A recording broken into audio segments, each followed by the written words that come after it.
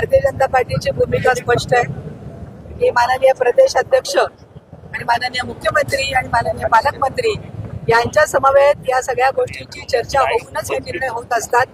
त्यामुळे शहराचा याच्यामध्ये फार मोठा सहभाग नसतो, कारण जेव्हा अशा मोठ्या नेत्यांचे प्रवेश पार्टी करत असते तेव्हा पार्टीने काहीतरी त्याचा हिताचा विचार केला असेल, पार्टीने या संदर्भामध्ये काहीतरी बेतलेचं राजकारण केलेलं असेल आणि या संदर्भामध्ये माननीय बापूंची पण माझी या विषयावरती चर्चा झालेली आहे, माननीय पालकमंत्री महोदयांची चर्चा झालेली आहे, प्रदेश अध्यक्षांची चर्चा झालेली आहे आणि प्रदेश अध्यक्षांनी बापूंची चर्चा करून या बाबतीमध्ये ते नक्की निर्णय घेतील.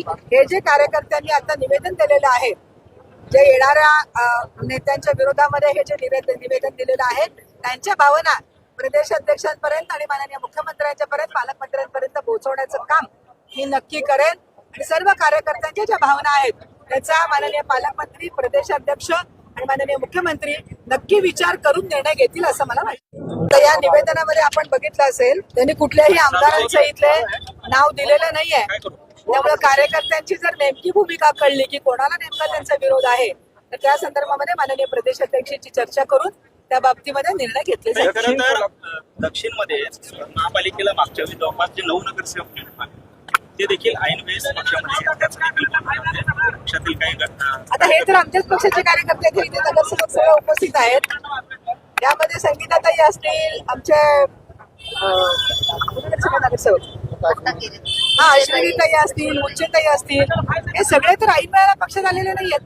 बापूंनी या सगळ्या त्यांच्या भागातल्या लोकांची निवड करताना भारतीय जनता पार्टीचा कार्यकर्ता हाच क्रायटेरिया ठेवून त्यांना पदं दिलेली आहेत आणि निवडून आलेली. त्यामुळे ऐन वेळेला आले वगैरे असं काही नाही आहे. हे सगळे आमचे जुनेच कार्यकर्ते आहेत भारतीय जनता पार्टीचे. पण पंचायत समिती पण मला असं वाटत नाहीये की या सगळ्या लोकांवरती अन्याय होईल. त्या सगळ्या लोकांचा विचार, जे पंचायत समिती आपल्या ताब्यात आहेत, जे जिल्हा परिषद गट आपल्या ताब्यात आहेत, जे आपल्या नगरसेवकांचे वॉर्ड आपल्या ताब्यात आहेत, जिथे आपली निवडून येण्याची शक्यता आहे, अशा कुठल्याही कार्यकर्त्यांवरती अन्याय होईल असं मला अजिबात वाटत नाही. त्यामुळे या सगळ्या गोष्टीची जी त्यांना अविश्वास वाटतोय तो कार्यकर्त्यांना पण माझी विनंती आहे की हे सगळं तुम्ही सोडून द्या. या आपल्या मनाच्या काही गोष्टी करू नका.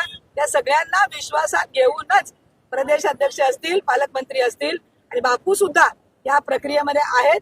त्यामुळे या सगळ्यांना विश्वासात घेऊनच या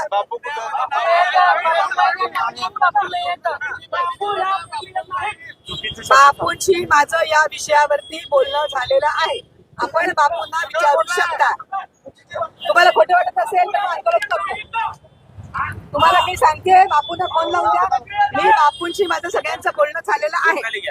बापूंनी मला सगळ्यांना बापूंची माझं बोलणं झालंय. बापूंचं प्रदेश अध्यक्ष आणि माननीय मुख्यमंत्री यांच्याशी पण बोलणं झालेलं आहे आणि हा जो निर्णय होतोय हा सगळ्यांना विश्वासात घेऊन नक्की घेतला जाईल. बापू समर्थकांचे दक्षिण मधले सगळे जे भारतीय जनता पार्टीचे पदाधिकारी आहेत ते पण या आंदोलनामध्ये सहभागी असेल. त्यांनाही माझं असं सांगणं आहे की प्रदेश अध्यक्षांच्या लेवलवरती हा विषय आपण नक्की सोडू. सगळे निर्णय आपल्या हायकमांड वरती आणि माननीय प्रदेश अध्यक्ष घेत असतात. आम्ही त्यांच्यापर्यंत ते पोहोचवायचं काम करतो. त्यांच्या लेवलवरती ते निर्णय होतात. स्थानिक लोकांच्या बाबतीमध्ये अशा प्रकारचे निर्णय घेताना प्रदेश विचार करेल. आपल्या शहरातील ताज्या घडामोडी पाहण्यासाठी रणनीती टाइम्सला सबस्क्राईब करा आणि बेल बटन प्रेस करा. लाईक आणि शेअर करा.